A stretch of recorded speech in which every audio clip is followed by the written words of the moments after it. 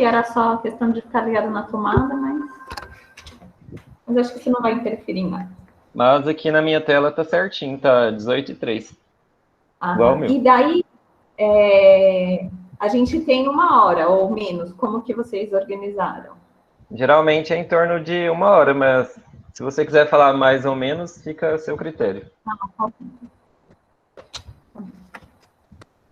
Vou tentar falar em 1 hora.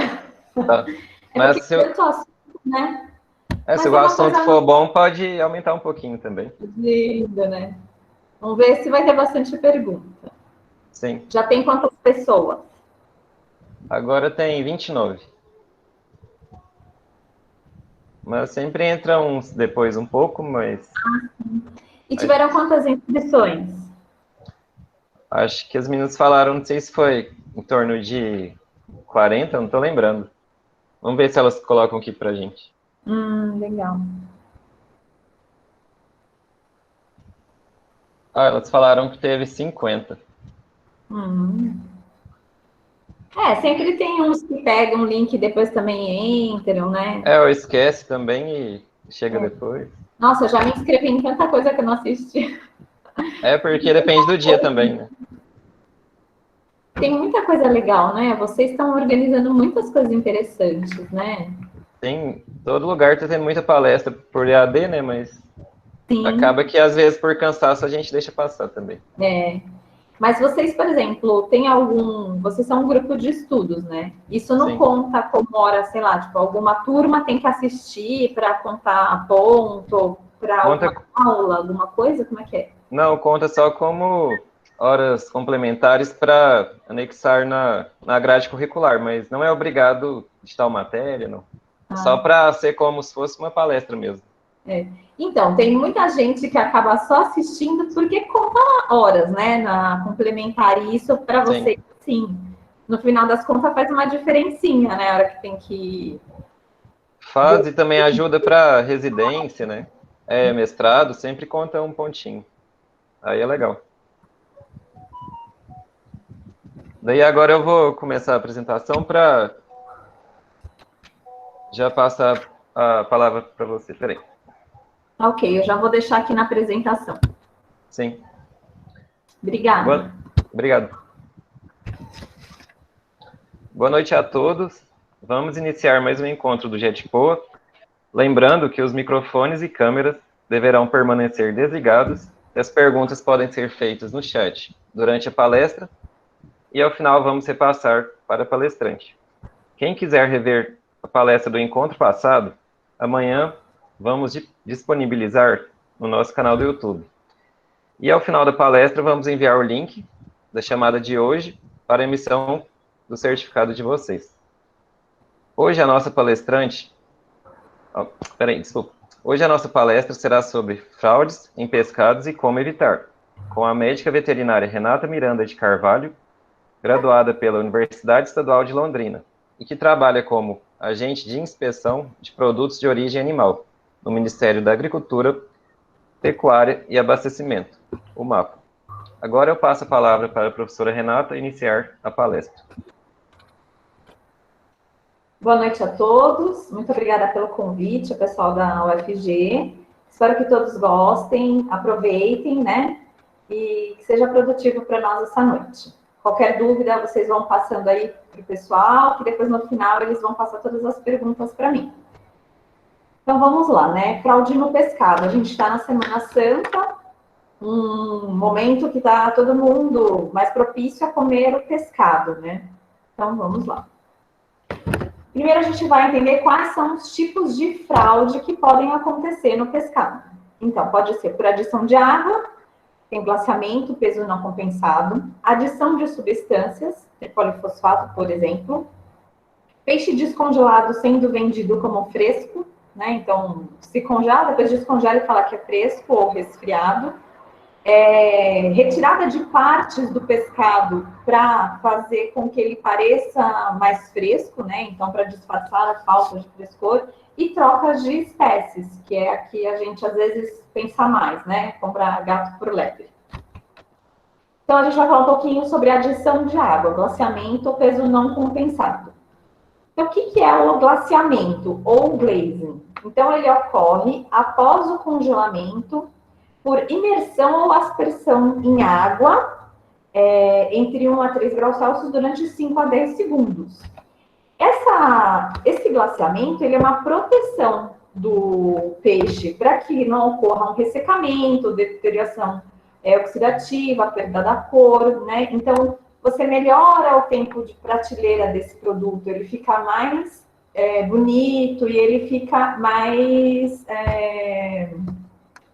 uma aparência melhor, né, e mais saboroso. Então, ele tem uma utilidade, o glaciamento, ele é permitido. No Brasil, a gente tem permitido 12% do peso líquido, e é uma técnica utilizada em vários países, e ele é permitido desde que se cumpra as regras, né, e existe legislação para isso.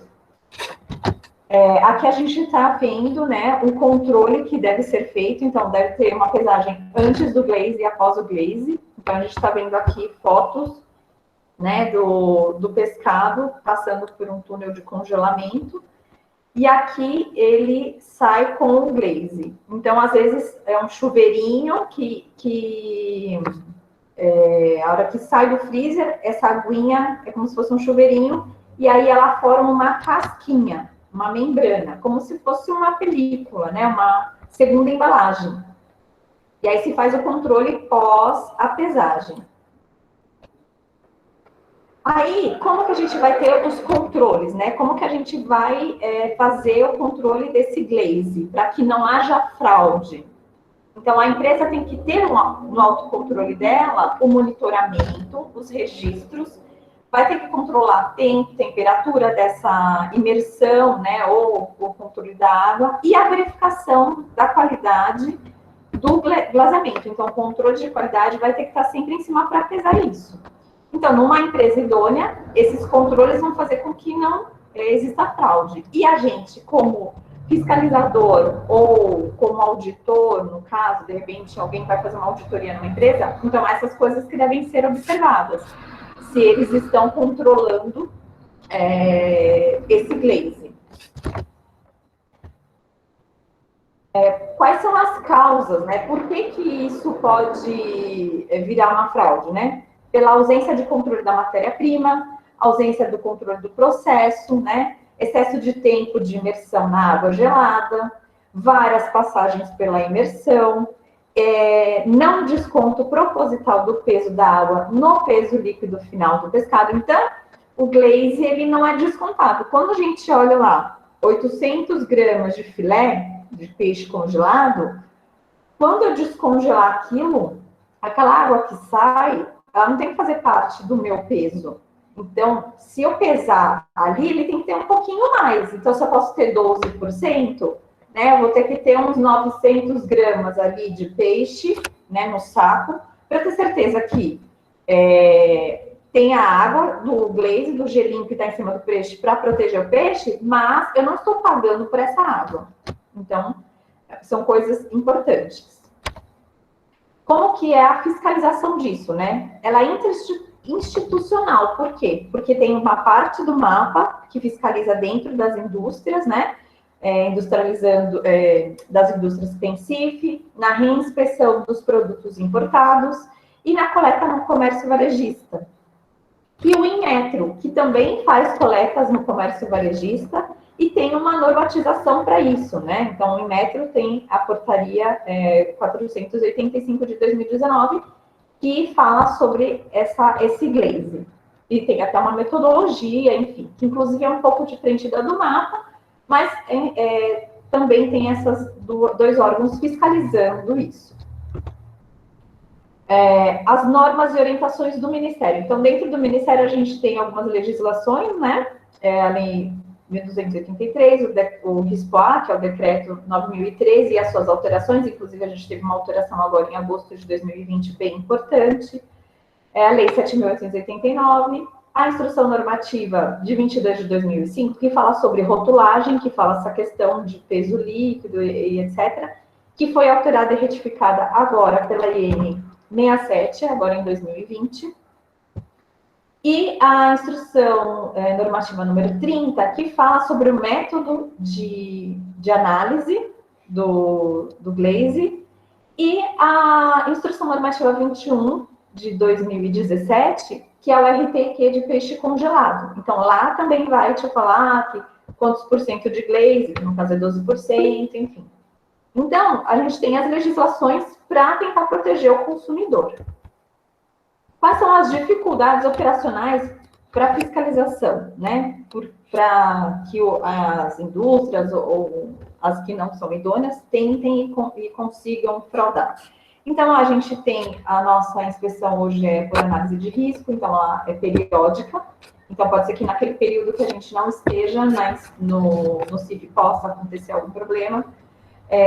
Algumas vezes pode haver falta de capacitação dos funcionários, dos fiscalizadores. Renata, né? Oi? Parece que ninguém está escutando. Eu não estou ouvindo o áudio.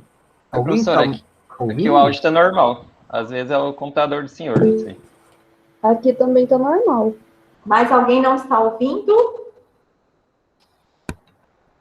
Eu acho que é do Alberto mesmo, o computador dele. A leitura labial vai ficar difícil, porque a foto é tão pequenininha. Alberto, vê se é seu áudio, às vezes está desconectado, o volume também. Mais alguém? Eu acho que não, professora. Então, bom, qualquer coisa me avisem novamente, tá? Porque acho que por aqui eu não tenho muito o que fazer, a não ser que a gente reconecte. Sim, não, mas acho que é só o computador do Alberto mesmo. Ah, então tá bom. Bom, então aí a gente estava falando das dificuldades que a gente pode ter para fiscalizar isso, né? E para controlar o glaze. Então, técnicas laboratoriais. Então, eu não consigo fazer a análise em embalagens muito grandes, né? Então, volumes maiores que 2 kg, eu não consigo fazer essa verificação. Então, se vem um produto a granel, ou mais que 2 kg, né? Às vezes 3, 4, eu já não consigo mandar isso para uma análise. E muitas vezes a distância entre as indústrias e os laboratórios pode dificultar essa análise. Porque esse produto ele tem que chegar congelado, né? Pelo menos a menos 7 graus no laboratório. Muitas vezes a indústria do laboratório mesmo, que vá de SEDEX, vai demorar 2, 3 dias e às vezes o produto não consegue chegar congelado. Existem algumas dificuldades jurídicas, porque algumas empresas entraram com medidas protetivas para que o Ministério não possa fazer essa análise, alegando que isso é uma análise que deve ser feita pelo Inmetro. Então, também a gente teve essas pequenas... Deixa a galinha lá. Ele vai comprar milho, essa coisa que tá para a galinha dele. Com o microfone aberto. Acho que já fecharam. Ok. Bom, as formas de fiscalização que a gente tem, né? Pelo mapa, que vai ser a verificação dos autocontroles das empresas. Então, a gente vai verificar, mesmo que a gente não falar todo dia, a gente vai verificar se esses controles estão sendo feitos. E, geralmente, quando tem problema nos documentos, a gente consegue pegar isso. Através de amostras periódicas pela rede Lanagro credenciados. Então, existem sorteios, né? Do Ministério faz algumas análises. Então, a gente vai ter essas verificações através de análises. E, às vezes, a gente recebe denúncias e notificações de outros órgãos. Os outros órgãos, eles vão fazer as fiscalizações dentro dos seus âmbitos de atuação, né? Denúncias quando proceder a fraude, quando vier, né, e tiver uma fraude. Ações conjuntas, quando necessário, e orientações ao consumidor. E a participação popular, através de denúncias aos órgãos competentes, e a maior dificuldade é porque desglaciamento é diferente de descongelamento. Então, para você fazer o desglaciamento e fazer análise, é muito diferente, tem temperaturas específicas, tem um método específico. Então, às vezes, a gente descongela de forma errada em casa, e aí, com certeza, o peixe perde mais água, então você não vai conseguir analisar. Mas a gente sabe que existem, às vezes a gente percebe que você está acostumado a comprar um determinado tipo de peixe, às vezes você percebe que tem mais água do que antes, e você sempre faz do mesmo jeito. Então, quando houver essa percepção, você tem que ligar no 0800 da empresa e perguntar por quê, ou mandar no Ministério da Agricultura, olha, eu estou comprando tal peixe, nunca foi assim, agora tem mais água do que o normal. Então, as pessoas precisam se conscientizar disso e começar a denunciar. A segunda fraude que a gente comentou, né? Por adição de substâncias. O tripolifosfato é o mais comum. Por quê? O tripolifosfato, ele ajuda na absorção de água. Então, vocês estão vendo aqui um peixinho sem o tripolifosfato e depois adicionado de tripolifosfato. Então, a gente teve aumento, né, do tamanho e do peso, porque houve o maior, ele absorve água e consegue fazer, a água consegue ficar retida nesse peixe. Existem prós e contras no uso do tripolifosfato. Então, lembra do glaze que a gente falou? Essa água do glaze, ela pode conter algumas substâncias, entre elas o tripolifosfato, porque ajuda ali na proteção. Então, ó, reduz a perda de líquidos durante congelamento e estocagem, inibe o sabor e oxidação lipídica e é uma crioproteção, né? Então, ela ajuda nessa proteção.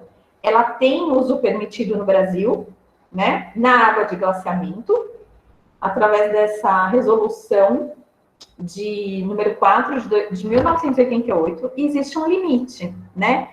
Máximo de 0,5 gramas por 100 gramas, apenas no revestimento externo do pescado congelado. Então, por isso, quando se faz análise e se encontra tripolifosfato no pescado, é uma não conformidade. Por quê? Após o descongelamento, a água do glaze saiu, então, teoricamente, não é para ter nada de tripolifosfato no pescado, certo? Então, o mau uso vai ser para isso, né? Para retenção de água adicionada como forma de fraude econômica ao consumidor. Formas de aplicação, da mesma forma que o glaze, né? A gente pode ter a imersão, aspersão, e das formas que seriam mais para fraude, seria o tambleamento, porque daí você vai fazer com que absorva mais água, e a injeção, que é pior ainda, né? Na imersão, quanto mais tempo o pescado ficar dentro da água, mais ele vai absorver a água. Então, ali não é mais só para fazer o glaze, né? Aqui é um exemplo de fraude por injeção. Aqui foi feito... A gente usa muito a Candle Table, que vocês estão vendo aqui na direita, né? Como forma de procura de parasitas. Mas a gente também pode encontrar as perfurações que foram feitas com a injeção. Então, essas perfurações vão indicar para mim que pode ter havido ali uma tentativa de fraude, né? Na verdade, eles tentam e conseguem, né? A maioria das vezes. Mas às vezes são pegos. Então, esse tipo de instrumento pode auxiliar a gente numa reinspeção, numa inspeção de produtos que já estão no varejo, enfim, podem nos auxiliar. As dificuldades operacionais que a gente tem na verificação desse tipo de substância, né? As técnicas laboratoriais, né? Então, a técnica laboratorial pode ser uma dificuldade, porque a determinação de fósforo total não é precisa a determinação. Tem diferenças significativas entre espécies e locais de captura. A determinação de tripolifosfato em pescado congelado, né? Decomposição bioquímica do fosfato condensado muito rápida na produção após o congelamento. Então, às vezes, né, ele pode sair dali. E a determinação da relação proteína e água na musculatura também é muito variável entre as espécies. E os produtos importados? Nos produtos importados, a gente vai ter dificuldade por não ter acesso às plantas, então a gente não vai ter acesso aos controles, os autocontroles das empresas. É baseado em confiança, né? E a gente tem que confiar nas autoridades sanitárias dos outros países, através dos certificados sanitários internacionais. E as empresas registram seus processos de fabricação para mandar o pescado para cá. Então, é sempre na base da confiança. Da mesma forma que eles, lá nos outros países também, né, compram os nossos produtos com a nossa, através de algumas verificações que eles fazem na confiança. Fraude por venda de peixe descongelado como fresco. Então, existem alguns peixes, por exemplo, a anchova, que é importada congelada, passa por um descongelamento técnico e é vendida como fresca no supermercado, com processo aprovado e registrado no Ministério. Então, a empresa que vai fazer esse procedimento, ela tem esse registro, ela tem esse processo registrado, e no rótulo contém a informação não recongelar, certo?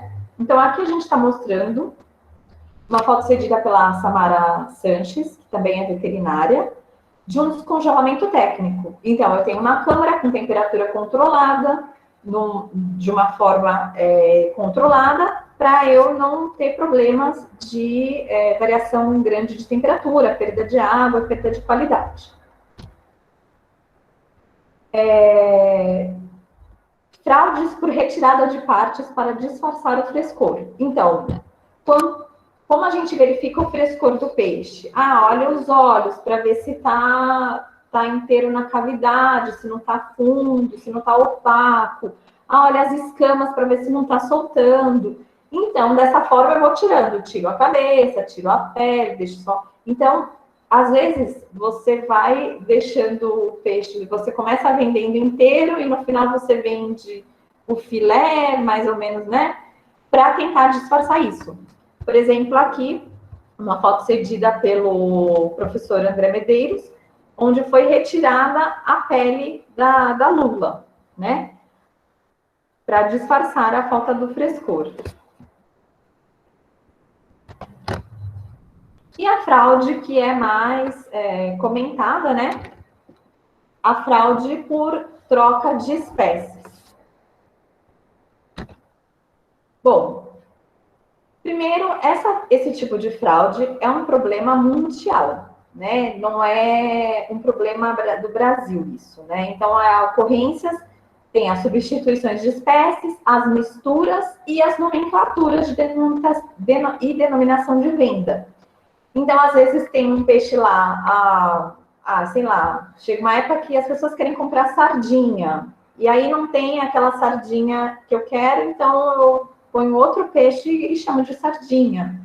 Um dos peixes que mais, até o professor André sempre comenta, é o peixe namorado, que é vendido, aliás, o peixe batata que é vendido como namorado, e já até, tipo, namorado batata, batata namorado, enfim. Eles mudam a nomenclatura para tentar vender esse peixe. Quais são as motivações para esse tipo de fraude, né? A principal seria a de uma espécie de menor valor, né? Então, eu tenho uma espécie que vale bastante, eu substituo ela por uma que vale menos. E nessa a gente tem, eu acho que talvez o linguado e o bacalhau são os que mais seriam, assim, de maior valor, né? E que tem bastante substituição. A escassez de determinada espécie, então, às vezes, existem espécies que as pessoas querem, mas não está tendo no mercado, não é época, mas elas continuam sendo vendidas, né? E atendimento de pedidos comerciais, então, o cliente quer aquele peixe, eu não consigo comprar, não consegui pescar todo o montante que ele queria, eu posso misturar, ou eu posso mandar outro peixe. E também o processamento de espécies proibidas, certo? No caso de espécies proibidas, por exemplo, na época do defeso, eu posso ter algum peixe, a sardinha verdadeira, ela pode ser substituída, eu posso falar que é uma laje, mas eu estou vendendo a verdadeira. Então, por isso eu preciso conhecer bastante as espécies para também não correr o risco de estar adquirindo para para minha indústria, ou para minha empresa, ou para o meu comércio, um produto que não pode ser vendido, porque está proibido pelo IBAMA naquele momento. Às vezes até vale mais, mas eu não poderia porque é proibido. E aqui a gente tem um mapa da Oceana. A Oceana é uma organização mundial que protege os oceanos, né? Então, ela tem vários trabalhos, ela faz muitas pesquisas. E aqui é uma das pesquisas dela, né, sobre fraude. Então, os peixinhos mais escuros, tá vendo? Olha, onde a gente tem maior quantidade de fraudes. A gente tem no Brasil Estados Unidos, alguns lugares, tá vendo? Na Europa. Então, assim, a fraude, ela acontece em vários lugares do mundo, né? Não é só nosso esse problema. Aqui uma das reportagens da Oceana, né, descobre que fraude de frutos do mar persiste. Mais de 20% das amostras foram identificadas erroneamente. Então, quer dizer, os produtos, eles não estavam identificados corretamente no mercado. Eles fizeram essa pesquisa, né, em Washington, em março de 2019. Então, alguns desse relatório que eles fizeram, então, em cada 5 dos 449 peixes testados, 21% foi rotulado incorretamente. 1 em cada 3 estabelecimentos visitados vendeu frutos do mar com etiquetas incorretas. Os frutos do mar foram classificados com mais frequência, falsificados, eu acho que aqui era, né? Com mais frequência em restaurantes, 26%, e em mercados menores, 24%, do que em grandes redes de supermercados. Isso também é uma realidade aqui no Brasil. Já foi a gente vai ver mais para frente, mas assim, a gente também observa que a maior quantidade de fraudes, ela está acontecendo hoje nos restaurantes, para o mercado consumidor direto. Nas grandes indústrias, nos grandes varejistas, isso já não tem tanto por conta da fiscalização. Então, a gente vai ver até um gráfico aqui que eu fiz das últimas verificações do Ministério sobre isso. Aqui é mais uma reportagem da CNN, né? Então, no Mediterrâneo, eles estão falando sobre os peixes, tal. Em 2017 foi feita essa pesquisa, e eles fizeram esse teste de DNA, onde viram que havia muitos restaurantes com problemas de sushi, em Los Angeles. 47% estavam fraudados, né? Não era o nome correto, estava sendo vendido outro peixe no lugar daquele que estava falando. Como o mercado ilegal de atum rabilho faturou mais de 12 milhões de euros por ano vendendo peixe na Espanha.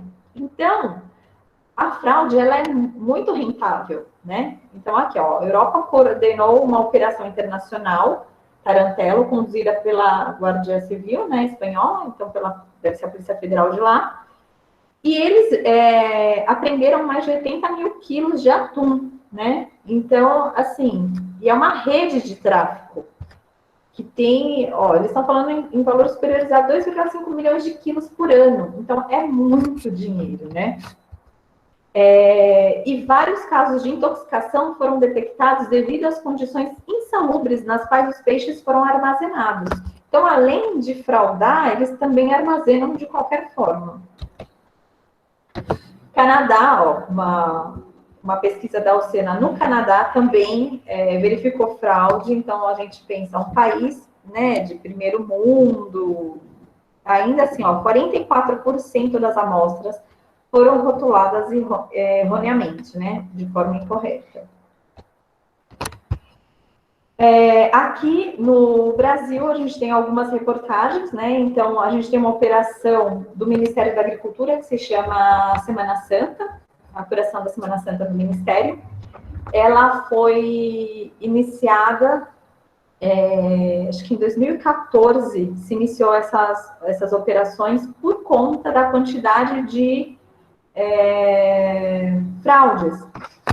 Na verdade, tudo se iniciou com uma operação chamada Poseidon, que aconteceu juntamente com a Polícia Federal em 2014. E aí, a partir disso, onde se viu que tinha muita fraude, o Ministério começou essa operação. Então, toda essa semana, provavelmente, não sei como é que foi esse ano, não participei, mas em 2019 eu consegui participar dessa coleta, é bem legal, a gente vai direto nos estabelecimentos, nos supermercados, coleta o peixe, faz a coleta para DNA e manda para análise laboratorial, bem legal. E aqui, ele está falando, essa da reportagem, que 29 apresentaram, de 133 unidades analisadas, né, pelo Anagro, 29 apresentaram não conformidades. Isso foi em 2018. Segundo a amostra, 1 em cada 5 embalagens de peixe vendidas no varejo deste estado, né, no caso do Distrito Federal, né, estava apresentando fraude. Estabelecimentos sob fiscalização estadual ou municipal, em 36 embalagens analisadas, 20 apresentaram não conformidades, ou seja, 55% do total. Então, a gente está vendo que, conforme a fiscalização vai talvez diminuindo, a gente vai tendo uma maior quantidade de fraudes. Estabelecimentos sob inspeção federal, que inclui os estrangeiros, das 97 amostras analisadas, apenas 9 resultaram em não conformes, ou seja, 9,3%. Então, em 2018, a gente teve esse resultado. Aqui já estamos em 2019. Em 2019, das 220 amostras analisadas de DNA, foram recolhidas em 16 estados, né? Juntamente com o distrito, resultou em 32 não conformidades. Então, foram 134 com CIF, 43 com CIS, 5 com CISB e 35 importados, não conformes. Então, o índice de fraude foi de 11%. E, em 2020, de 231 amostras, o índice de não conformidade foi para 5,2%. Então, houve um pequeno aumento do índice de estabelecimentos com inspeção estadual, né? E além das operações federais, ainda existem alguns estados que também têm operações voltadas para a inibição de fraude. Santa Catarina também tem uma coisa forte assim na questão de fiscalização de restaurantes, de estabelecimentos de venda do varejo. Então, aqui o gráfico para vocês verem, assim, conseguirem visualizar como a Semana Santa, ela auxiliou a gente na diminuição do número de fraudes que a gente tem encontrado. Por isso que a gente está dizendo que hoje a maior quantidade de fraudes está dentro dos restaurantes e do comércio, de pequenos comércios, né? Qual que é a base legal para combater a fraude, né? As bases legais, a gente tem o RISPA, que hoje a gente consegue usar, né? O estabelecimento só pode expor à venda ou distribuir produtos que tenham sido, que não tenham sido, o não ficou aqui no cantinho, que não tenham sido autorados ou fraudados. Então, para efeito das infrações previstas nesse decreto, as matérias-primas e os produtos podem ser considerados alterados ou fraudados. São considerados fraudados matérias-primas ou produtos que apresentem adulterações ou falsificações, conforme o disposto ao seguir. Falsificações que tenham sido elaborados com espécie diferente da declarada no rótulo ou divergente da indicada no registro, ou produtos deixa eu ver só aqui. Ou produtos que são fraudados são considerados impróprios para consumo. Ah, tá, ok. Não estava conseguindo ler aqui a última frase, tem uma tarjetinha aqui na frente. Então tá, então além disso, os produtos que são fraudados, por mais que seja só troca de espécie, são considerados impróprios para consumo. Porque se ele já fraudou isso, a gente não sabe o que mais pode estar fraudado, né? Quais são as dificuldades que a gente vai ter? Então, a gente viu aqui os aspectos legais, quais são, né, que isso acontece no mundo todo, que a gente tem essas verificações, que a gente tem as fiscalizações, e a fiscalização a gente já viu que é uma forma de inibir. Então, talvez agora a gente já tenha que partir para uma fiscalização maior dentro dos restaurantes, né? O consumidor talvez exigir isso para que a gente consiga diminuir também dentro desses lugares a troca de espécies. E, então, a gente agora vai falar da parte mais prática de verificação, né? De como que a gente pode verificar essas trocas. Então, a norma interna do DIPA de 2014, a número 2 de 2014, ela fala sobre alguns procedimentos que a gente deve adotar relacionados ao serviço de inspeção, né, baseados na avaliação das espécies, da morfologia do pescado. Existem algumas dificuldades, né, então quanto mais o peixe tiver da sua forma descaracterizado, né, a gente tiver uma forma final filé, ou às vezes a gente tem lascas de bacalhau, mais difícil vai ser para a gente fazer essa diferenciação visual da espécie. Agora a gente vai falar, então, para fazer essa diferenciação, existem algumas características que mesmo a gente tendo só o filé, a gente consegue fazer alguma diferenciação ou pelo menos uma comparação entre espécies. Então, agora eu vou falar para vocês um pouquinho dos aspectos gerais da morfologia da musculatura de peixes. A musculatura do peixe, né, a musculatura natatória, ela corresponde a 60% da massa total do corpo do pescado. E aí a musculatura, ela caracteriza-se por ser segmentada por miômeros, onde cada unidade é dividida por miocéptos. Aqui tá junto, tá? Dividida por miocéptos. E conectada ao esqueleto axial. Então, a musculatura ela é segmentada para permitir os movimentos ondulatórios. E cada peixe, ela possui uma característica de miocéptos e miômeros. Então, essa conexão, esse desenho, ela é bem característica de cada espécie. E aqui a gente vai ver algumas espécies. Então, ó, o número de miômeros é usualmente idêntico ao número de vértebras nos peixes teleósteos. Então, isso já foi visto por Harder em 1975. McPhail e Lindsay, em 1970, usaram os miocéptos ao invés dos miômeros como características, né, como caracteres taxonômicos. Então, para fazer a taxonomia dos peixes, eles já usaram os miocéptos. Então, aqui a gente está vendo os miômeros e os miocéptos. Então, cada conjuntinho de miocépto, que é a linha branca, e o miômero aqui no meio. Então, a gente tem essa diferenciação de cada peixe. Então, essa musculatura, ela caracteriza-se por ser segmentada, e onde cada unidade é dividida por esses miocéptos, e ela é conectada ao esqueleto axial. Os miocéptos são constituídos por tecido conjuntivo. Então, esse tecido branquinho é o tecido conjuntivo, certo? Então, por isso que ele tem essa cor mais clara, em relação à coloração da musculatura, que são os miômeros.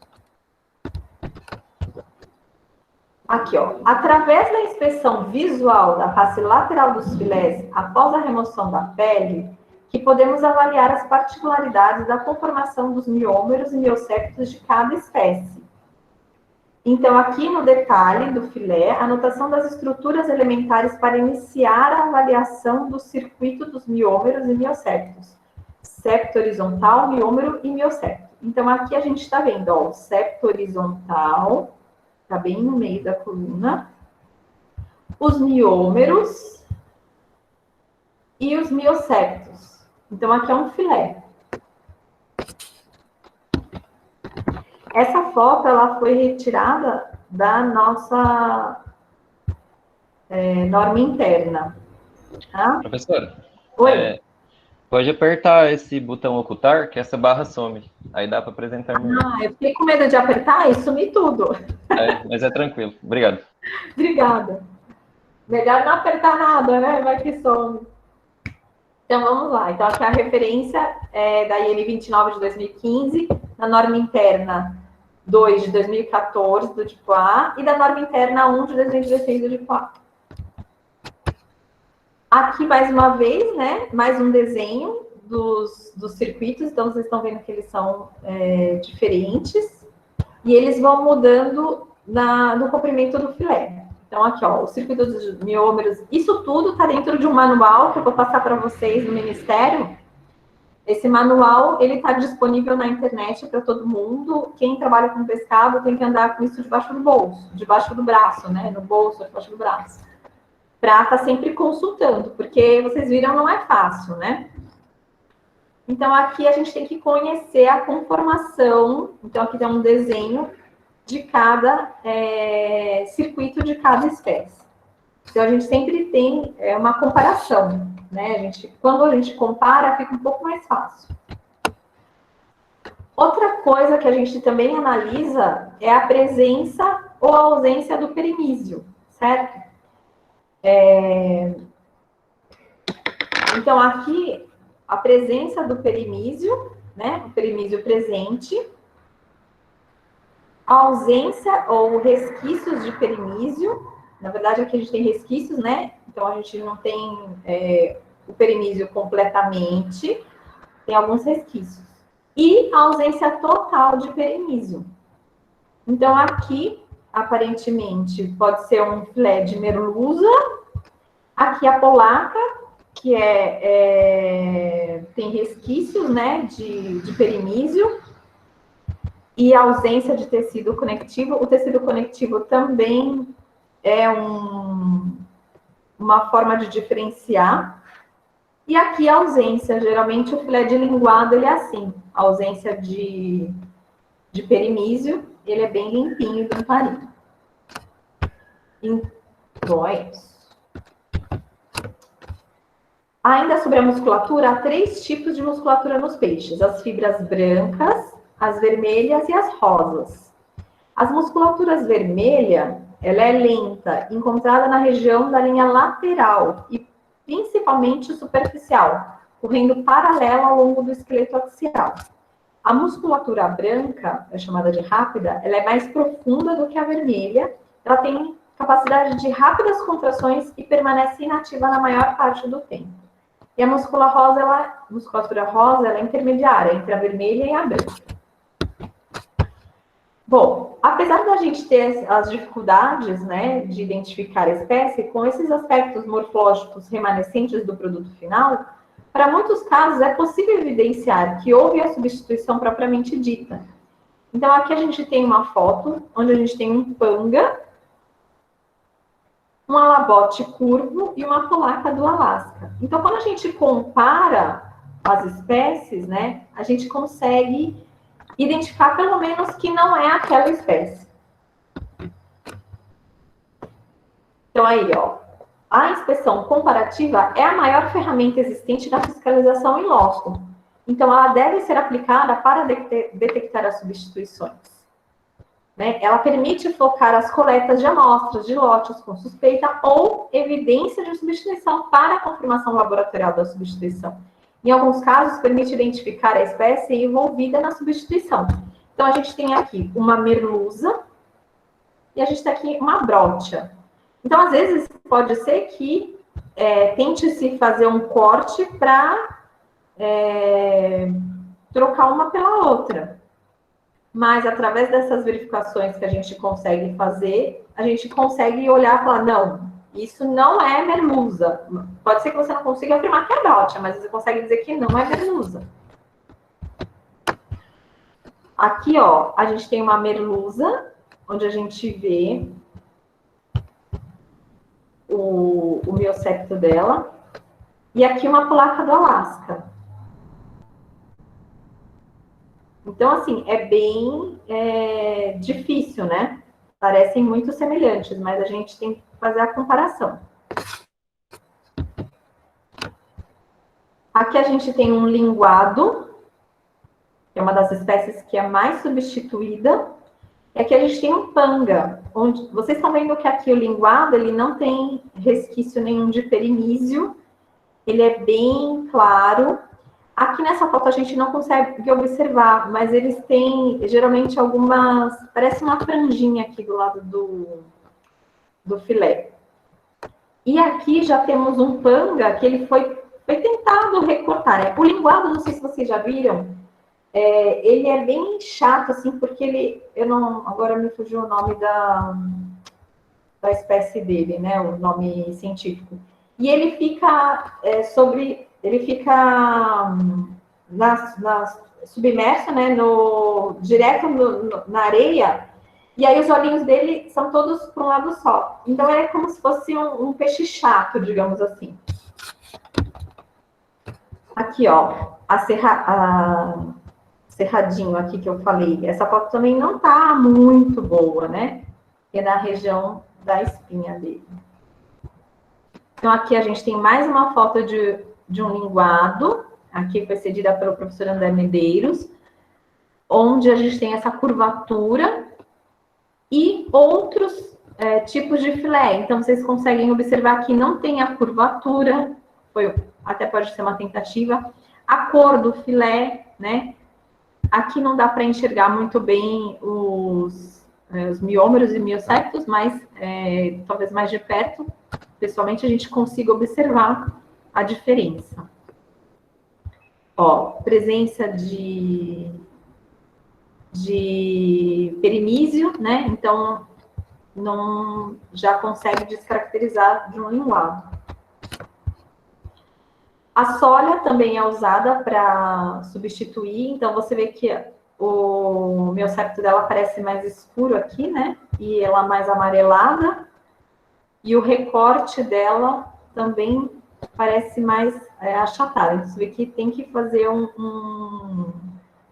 quem for fraudar, né, tem que fazer um recorte, tentar fazer um recorte diferenciado para tentar aparecer Mas pensa isso no restaurante, num ensopado, num molho, como é que a gente vai observar isso, né? Outra espécie que também é bem fraudada é o bacalhau. Então, quais são os tipos de bacalhau, né?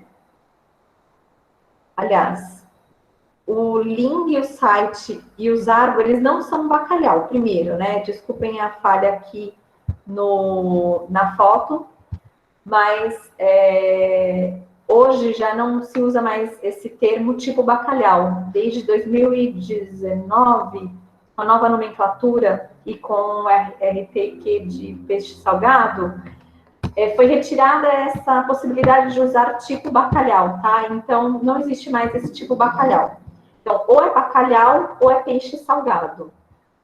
Então, me perdoem, esse slide aqui não está totalmente correto, porque não existe mais tipo bacalhau. Então, é peixe salgado site ou bacalhau, que aí sim a gente tem o cod e o macrocéfalos, e o ling, o zarbo e o site são peixes salgados.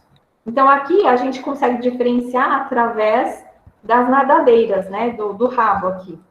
Então, a gente tem um site, que é bem V, o zarbo, que parece uma flechinha, e o ling, que é mais unido, bem retinho, né? E os verdadeiros, o cod e o macrocéfalos, também existe uma diferença, né? O macrocéfalos, você vê que ele tem um recorte mais reto, mais abertinho no final, e não tem nenhuma curvatura. E do cod, ele já é mais triangular e tem uma pequena curvatura.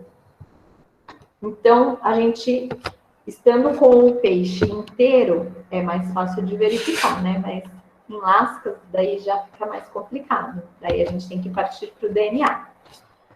Outra espécie que também é bastante trocada é a truta, né? No caso, a salmonada, o salmão pela truta, né? Então, aqui, com a truta, com a musculatura rosa, fica um pouco difícil da gente perceber. Mas aqui a gente está vendo a diferença entre uma truta normal e uma truta salmonada. E aqui a gente vai ver a troca da espécie, né? Então, a truta salmonada, ela tem os pontos rosas. E o salmão, ele não tem ponto nenhum, nenhuma mancha. Então, mas quando a gente olha aqui no filé apenas, fica muito difícil a gente conseguir verificar essa diferença, né? Entre uma truta e um salmão. Então, por isso que a gente tem que observar. Essa foto, inclusive, eu peguei de um chefe de cozinha que ele mesmo, que tem, né, experiência, ele só acabou observando, depois que ele já tinha comprado, que ele observou essa questão da pele. Então, ele até resolveu fazer esse vídeo, que foi muito interessante. Algumas referências, né, para a gente usar como detecção de substituições de espécie em pescado. Então, a gente tem aqui Inspeção Veterinária de Pescado, é um manual de inspeção de Zaragoza. Tem uma enciclopédia regulatória da FDA, né, de 2015. Tem, de 2012, um guia de identificação de filés, né, na Espanha.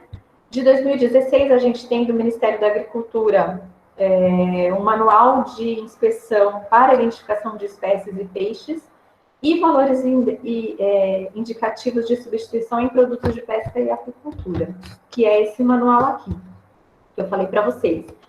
Esse é só jogar na internet que vocês vão conseguir achar esse manual muito fácil ou direto no site do Ministério. Então, é um manual bem legal para a gente conseguir usar mesmo como uma consulta no dia a dia para fazer essa verificação, essa inspeção. As armas contra a fraude, né? Então, primeiro de tudo, a gente tem que ter informação, a gente tem que ter rastreabilidade, né? Os produtos têm que ser inspecionados. Então, se a gente não tem a rastreabilidade do que está sendo vendido, provavelmente é porque, se você não sabe a origem, é porque pode estar acontecendo uma fraude ali. Eu preciso desconfiar de preços muito baixos, então, né, bacalhau a preço de sardinha, a preço de merluza, a gente tem que pensar bem se aquilo realmente é bacalhau. Dentro da indústria, dentro do comércio, a gente tem classificação, tem que fazer a classificação e qualificação de fornecedores. Então, se a indústria ela realmente quer fornecer produtos de boa qualidade, ela vai classificar. Eu tenho uma experiência muito grande, assim, de ver isso acontecer em 2018, quando a gente teve a questão dos parasitas, que teve uma norma nova, então, na reinspeção, a gente começou, não que não fosse cobrado, mas, assim, foi uma instrução normativa que veio com força total, tipo assim, agora veio a regra, como é feito, então, todas as reinspeções de pescado, a gente fazia a verificação de parasita. E daí começou a voltar um monte de importação por conta de presença de parasita. E em poucos meses, 3, 4 meses, a gente já começou a notar a diferença de qualidade dos produtos. Porque quando a gente começou, tipo, no dia seguinte que a norma entrou, que a gente começou a verificar, se achava um monte de parasita. E aí, ao longo dos meses, você foi vendo que aquilo, ou seja, o fornecedor, ele foi cobrado e ele parou de enviar para a gente produtos que não estavam de acordo. Então, a fiscalização, a cobrança, isso faz diferença na qualidade final do produto. Bom, aqui tem algumas fontes, né, de algumas palestras que outras pessoas do Ministério também fizeram sobre fraude. O site do Ministério, o site da Oceana. E é isso, acho que é pouco tempo para a gente falar. Vocês viram que para cada fraude existe técnicas, e isso só contém para a questão da espécie, para fazer aquelas verificações de miômeros, miocéptos de cada espécie, se tem perimísio, se não tem, como que é a cauda, enfim. É uma coisa muito legal da gente estudar, né? Então, foi só para vocês saberem que existem esses tipos de técnicas para a gente avaliar, para vocês começarem a pesquisar e aprofundar esse assunto. Acho que é isso que eu tinha para falar. Se vocês tiverem alguma pergunta agora, podemos começar. Gostaria de agradecer, professora, em nome do GETPOA, pela excelente palestra e pela disponibilidade em participar do encontro e pelo conhecimento compartilhado. E teve algumas perguntas que eu vou que colocaram no chat, eu vou ler agora. A primeira foi da Márcia. Ela perguntou várias perguntas em uma, né? Eu vou falando uma de cada vez.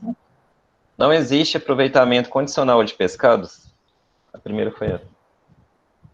Se existe aproveitamento condicional de pescado?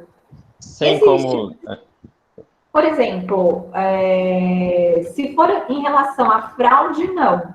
Né? Porque a partir do momento que você, numa fiscalização, foi observado uma fraude, aquele produto já está considerado impróprio para consumo, né? Então, infelizmente, às vezes a gente pensa, existem algumas possibilidades dentro do RESPAD, doação, etc., mas isso não é muito prático ainda, eu não tenho nenhum exemplo para te citar se aconteceu ou não. Mas, em geral, em relação à fraude, é muito complexo. Se for só troca de espécies, talvez até conseguisse uma doação. Mas se for por adição de água ou substância, daí já vai ficando complicado, porque você não sabe dizer a procedência daquela água. Você já não tem mais a rastreabilidade daquele produto, então você não tem como garantir aquele produto, se ele realmente está próprio ou não para consumo.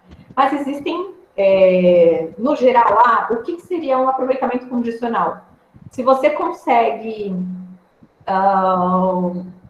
a presença de parasita, por exemplo, se ela for localizada e você consegue retirar aquela parte que está infestada, você pode ter um aproveitamento condicional do que sobrou do pescado, entendeu? Então, se for para fraude, provavelmente não.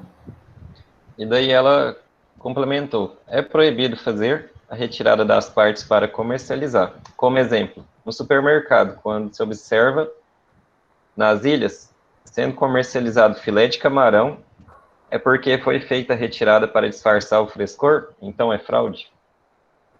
Então, pode ser, entendeu? A gente não... Os estabelecimentos têm autorização para fazer a filetagem. O que seria ideal? O ideal é você escolher o seu peixe, o seu camarão e falar assim, fileta para mim. Então, isso é o ideal. Mas, quando a gente vê já filetado, que ela fala, filé de camarão, pode sim ter sido, agora a gente não consegue afirmar. Mas a gente sabe das histórias, inclusive, por exemplo, que queijo vai virando, queijo em peça, queijo fatiado, queijo ralado. Né? Então, depois vira pizza, depois vira pão de mel. Dizer que tudo vira pão de mel no mercado. Mas, assim... a fraude, ela pode existir. Por isso que a gente tem que tomar cuidado, saber o supermercado que você vai ser de confiança. Se você já comprou uma vez e, de repente, chegou em casa, o cheiro não estava agradável. Então, assim, é um indício, pode ser, mas a gente não pode afirmar, né? É uma fraude. Mas por quê? Existem lugares que têm essa autorização. Nossa. E ela perguntou também, a Márcia, quando você citou a parte do bacalhau. Deixa eu ler completo aqui.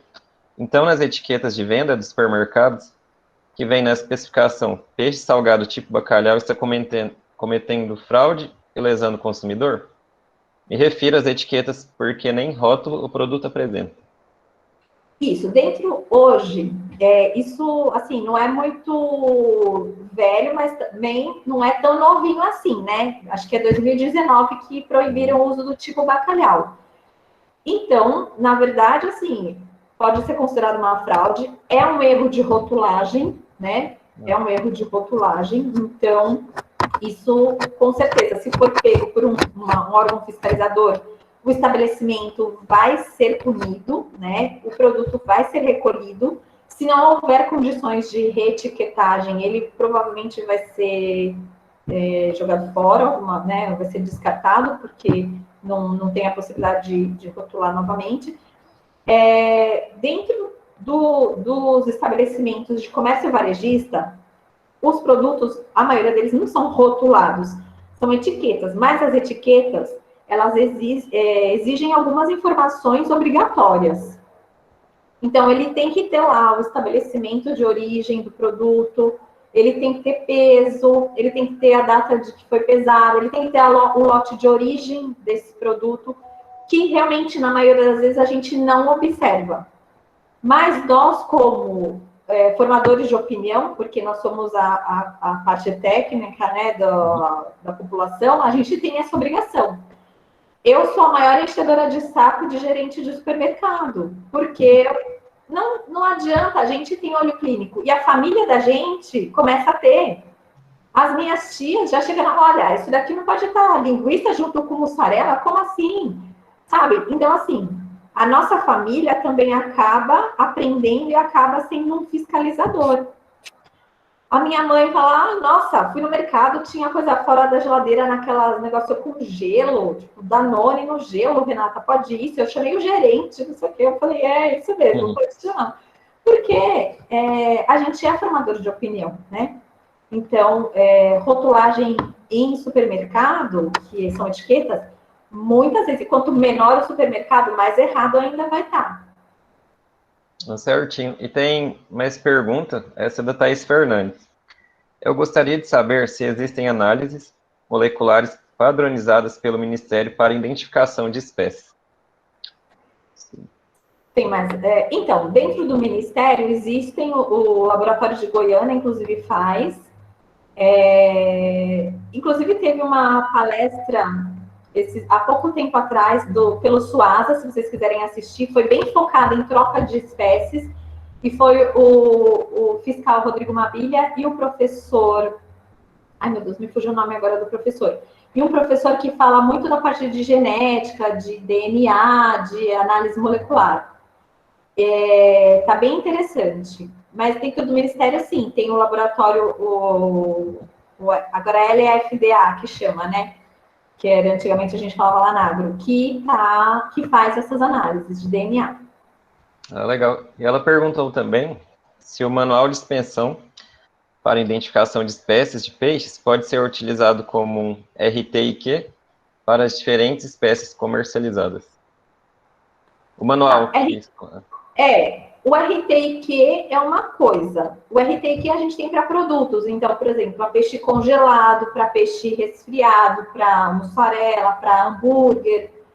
O RTIQ é o regulamento técnico do produto. O manual é como você verificar a espécie.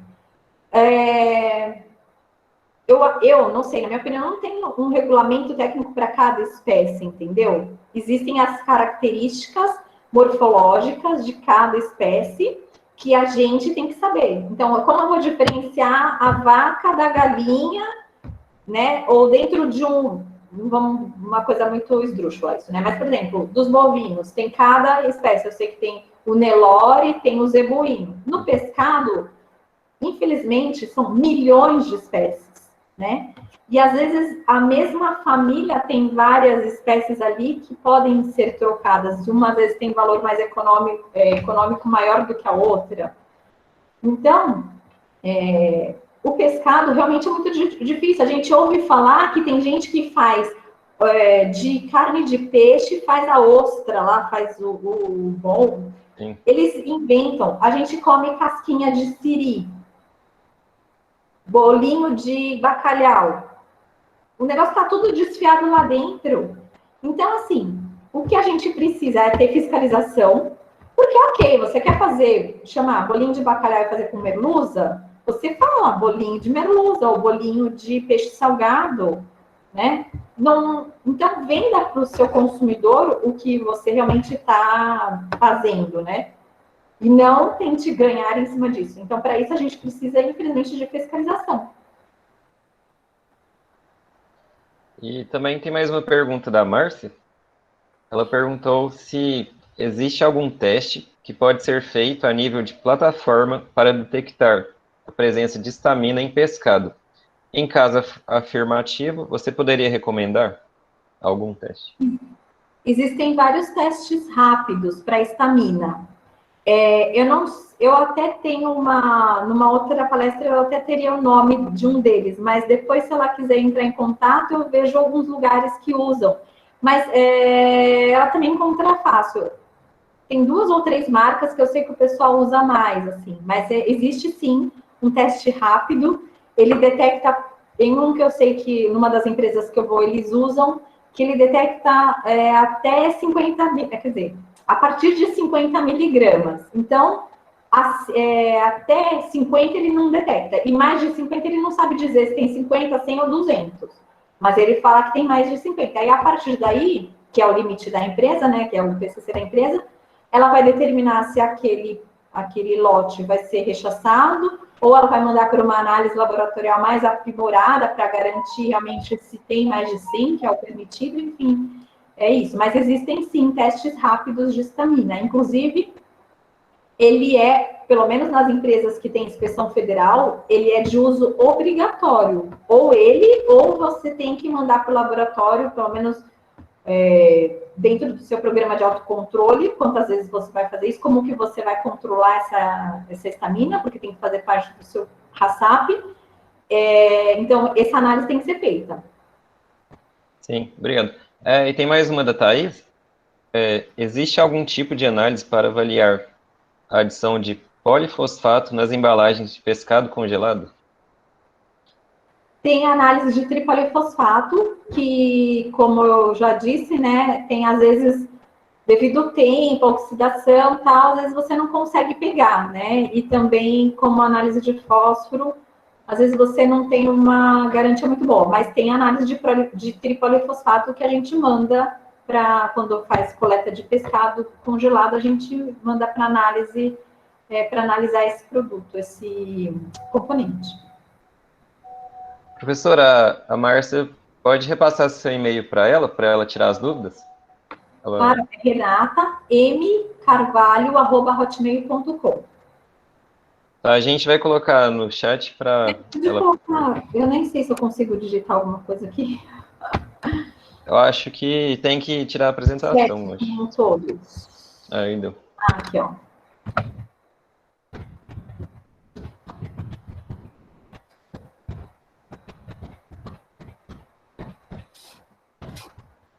Professor, eu tenho uma dúvida sobre a profissão mesmo. O inspetor, ele atua em quais estabelecimentos? Vai desde a indústria até o mercado ou não? É mais restrito? O federal? Não. O Ministério da Agricultura, ele atua dentro das indústrias. Tá. Quando a gente atua fora da indústria? Nessas operações. Por exemplo, na Operação Semana Santa, a gente vai no comércio varejista coletar o produto, mas não para fiscalizar apenas aquele estabelecimento que está vendendo, mas sim o próprio produtor, né? Então, a gente coleta tanto produtos... Vocês viram que lá naquelas que eu mandei das pesquisas, né? Que tinha produtos com CIF, com SI, com SIM, ou com CISB. Então, a gente não escolhe muito... a gente vê o que tem no mercado, né? Quais são os peixes que têm mais chance de ser fraudados, a gente faz essas coletas. Então, nesse momento, nessas verificações, assim, nessas campanhas, a gente atua nesses lugares, mas, em geral, o Ministério da Agricultura atua dentro das indústrias. A inspeção estadual também, as inspeções em geral, né, estadual e municipal, elas atuam dentro das indústrias. E os estabelecimentos varejistas, quem atua é a Anvisa, né? Então, a vigilância sanitária que vai fazer a parte de fiscalização do comércio varejista. Eu entendi certinho. E, então, acho que se não tiver mais dúvidas, a gente queria agradecer novamente pela palestra e pedir para o pessoal assinar a lista de presença para emissão do certificado. Quem não conseguir, a gente vai mandar por e-mail. E é isso. Obrigado a todos pela presença. Tenham um ótimo feriado e feliz Páscoa a todos. Obrigado, professor. Obrigada a todos. Qualquer dúvida, podem mandar no e-mail. Tchau, tchau. Obrigado.